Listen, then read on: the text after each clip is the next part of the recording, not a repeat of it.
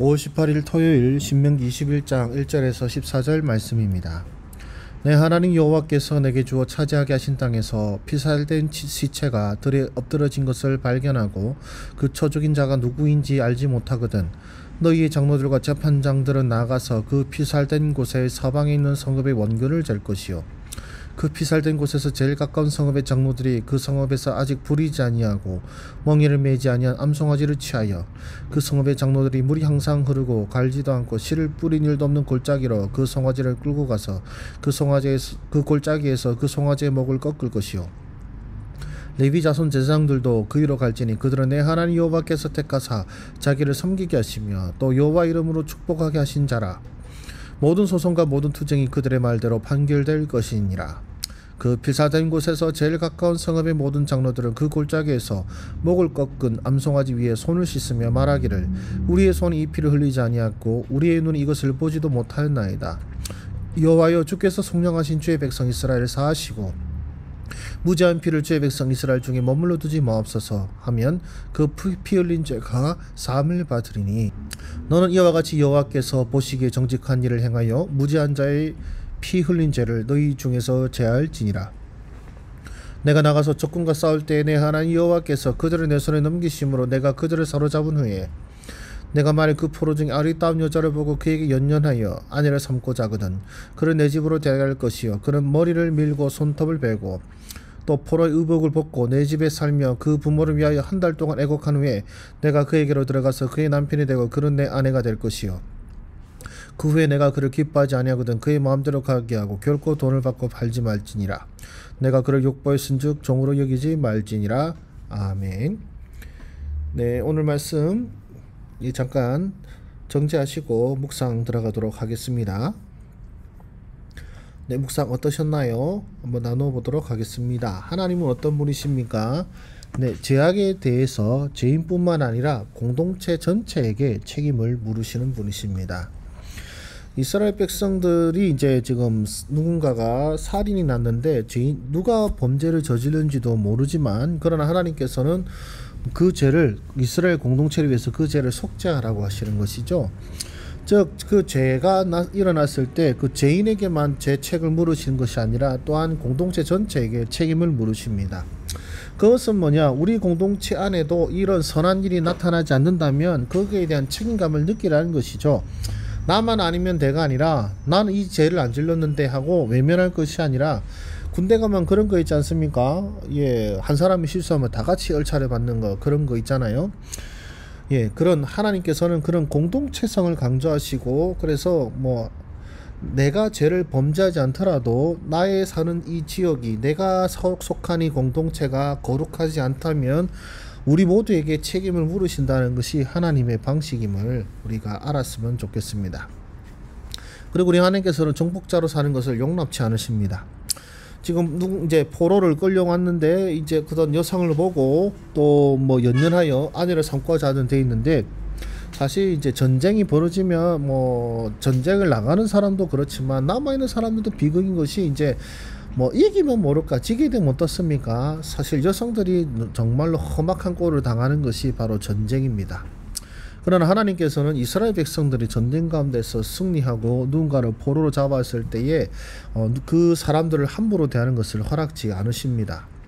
보시면은 이제 그 여인을 뭐 소위 아내로 삼고자 하거든 어떻게 하십니까? 머리도 깎고 손톱도 밀게 하고 의복도 갈아입혀서 어떻게 한 달 동안 부모를 위하여 애국하게 한 다음에 뭐 그 여인을 취하라 이렇게 하시는데, 그 한 달 동안 머리도 밀고, 예, 그러니까 소위 말하면 함부로 대하지 말고 슬퍼하고 마음을 정리하고 이런 배려를 하라는 것이죠. 정복자이기 때문에 그 사람을 함부로 할 권리가 있는 것이 아니라 정복자로, 소위 말하면 정복자가 되고 정복자가 하길 원하는 그 모든 것들을 우리 하나님께서는 용납하지 않으신다라고 보시면 되겠습니다. 그러면 나에게 무엇을 말씀하십니까? 내가 하지 않았다고 해서 끝이 아니다라는 것이죠. 나의 시대와 민족을 향한 사명이 있습니다. 거룩한 하지 않은 것들이 일어나는 것에 대해서 우리가 나는 저 짓을 안 질렀고 왜 저 사람들이 저런 죄를 저지르나라고 한 어떤 비방을 할 것이 아니라 그 또한 나의 책임으로 여기고 부르짖고 기도하고 또 변화를 위해 애써야 한다는 것이죠.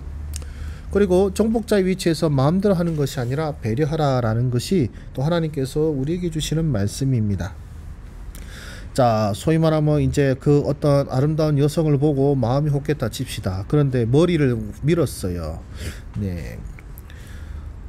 저희 집 딸을 이제 아주 어릴 때에 이제 머리를 좀 풍성하게 하기 위해서 머리를 싹 깎은 적이 있는데 머리를 깎으니까 진짜 남자애처럼 보이는 거예요. 그래서 딸인데 다들 남자애로 알고 아들입니까 이런 경우가 있었는데, 그러니까 머리를 빡빡 밀고 손톱도 깎고 이 옷도 갈아입히고 하는 그 한 달간의 여정 동안에 이제 그 사람도 자신을 보게 되고 또 나도 그분을 보면서 이제 뭐랄까요, 서로 알아가는 시간도 되면서 또 슬퍼하고 또 마음을 추스를 시간을 주고 또 소위 말하면 욕망이 어두웠던 눈을 다시 정결하게 해서 또 바른 마음을 품고 그렇게 살라라는 것입니다.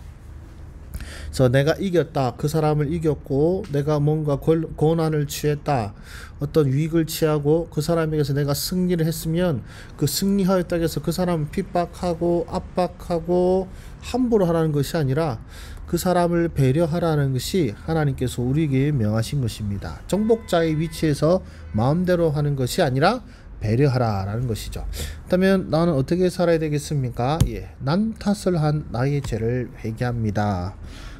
저도 남 탓을 좀 한 것 같아요. 나라 탓을 하고 지도자 탓을 하고 혹은 그런 잘못된 어떤 현실을 탓하는 경우가 있었던 것 같습니다. 오히려 이 현실에 대한 변화를 위하여 부르짖고 또 변화를 위해서 애써야 될 사람이 바로 저 자신임에도 불구하고 원망을 많이 했던 것 같습니다. 그래서 저의 죄를 회개하고 정말로 거룩한 책임감을 가져야겠다는 생각을 하게 됩니다. 그리고 내가 정복자이고 승리자인 것처럼 교만하게 살지 않고 배려하며 살겠습니다. 물론 제가 뭔가를 이겨보는 적이 별로 없는 것 같은데, 만에 하나 어떤 일들이 벌어져서 뭔가 제가 이겼다라는 느낌 혹은 승리하였다는 느낌이 들 때마다 교만하게, 소위 말하면 나와의 어떤 힘겨름에서 패배한 그 누군가를 교만하게 대하고 함부로 대하는 것이 아니라 우리 주께서 명령하신 것처럼 배려하며 살겠다라는 다짐을 하게 됩니다.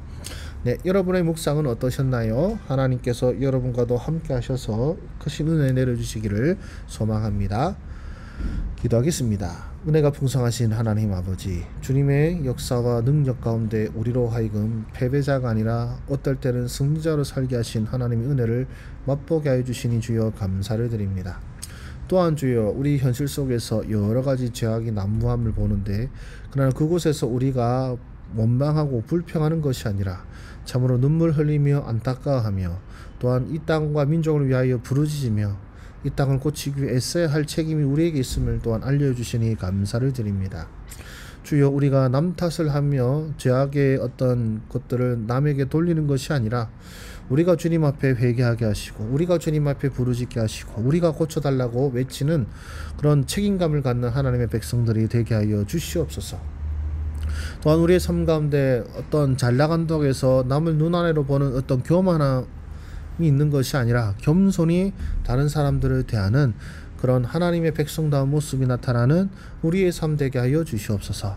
모든 말씀 예수님의 이름으로 기도드립니다. 아멘. 감사합니다. 수고하셨습니다.